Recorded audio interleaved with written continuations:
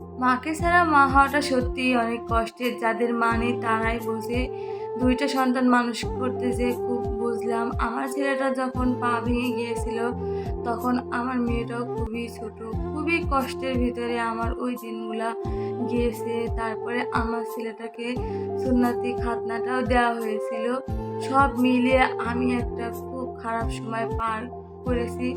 তখন খুব মনে হতো আমার মাকে খুবই প্রয়োজন। আমার মাটা থাকলে হয়তো আমার এতটাও কষ্ট হতো না। আমার খুবই কষ্ট লাগে আমার মায়ের জন্য। আর আজকে সত্যি কথা বলতে কি আমার মনটা অনেক বেশি খারাপ। কারণ আজকের দিনেই আমি আমার মাকে এই পৃথিবী থেকে হারিয়ে ফেলেছি চিরদিনের জন্য। মা যদি দূরে থাকে তারপরেও মনে হয় যে না মা আছে বা কিছুদিন পরে যে মায়ের মুখটা দেখবো একটু শান্তি লাগবে। আজকে আমি আমার মেয়েটাকে নিয়ে বাইরে এসেছি। একদমই ভালো লাগতেছিল না। আমার তো মনে হয় মা একদিকে আর পৃথিবী একদিকে। মা যদি থাকে তাহলে পৃথিবীতে যাই হয়ে যাক না কেন আপনার তাতে কিছুই এসে যায় না। মা যদি থাকে মায়ের মতো শান্তি, মায়ের মতো সুখ, মায়ের মতো আনন্দ, মায়ের মতো যত্ন স্নেহ পৃথিবীর আর কেউই করতে পারবে না। মায়ের মতো আপনি আর কাউকে কখনো পাবেন না। আমি তো আমার মাকে প্রতিটা মুহূর্ত মিস করি। মা না ছাড়া আসলেই আমি অসম্পূর্ণ। অনেক ছোটবেলায় মাকে হারিয়েছি।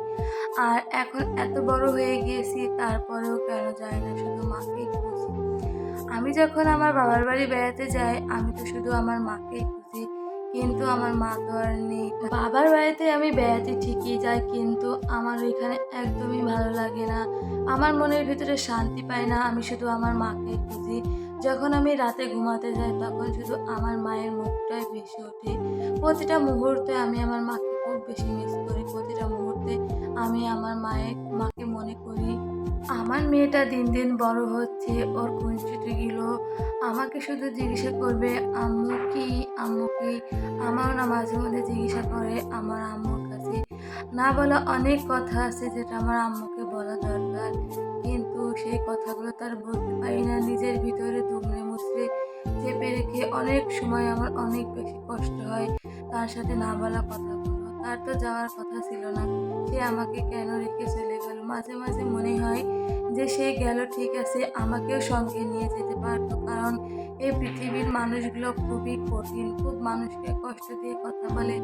এগুলো আমার একদমই সহ্য হয় না। আমার সন্তানকে কেউ যদি কষ্ট দিয়ে কথা বলে বা কেউ যদি আঘাত করে অবশ্যই আমি রুখে দাঁড়াবো।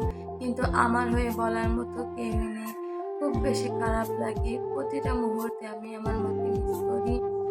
আর আজকে একটু মেয়েকে নিয়ে ঘুরতে গিয়েছিলাম। আমাদের পাশে একটা কলেজ ছিল। তো ওইখানে বিকালটা ওর সাথে একটু ঘুরলাম, ভালো লাগলো। আর বাচ্চাদেরকে কিন্তু মাঝে মাঝে ঘুরতে নিয়ে গেলে ওদেরও মনটা ভালো হয়।